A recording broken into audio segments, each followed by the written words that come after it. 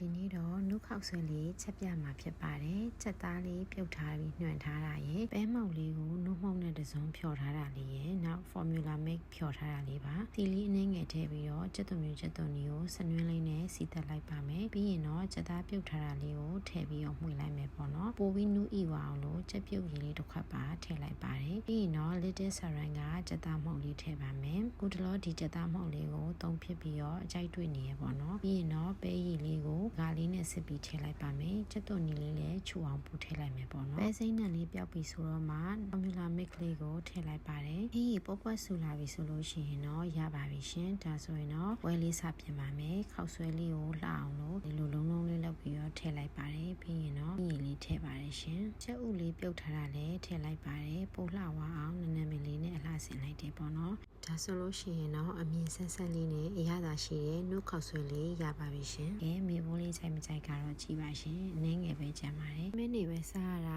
ရုံနေပြီဆိုလို့ရှိရင်ဒီလိုပုံစံမျိုးလေးပြင်ဆင်ပေးရတယ်။ကလေးတွေကိုအကြိုက်တွေ့စေမှာပါ။ဒါဆိုရင်တော့နောက်ဗီဒီယိုမှာပြန်တွေ့မယ်နော်။တတား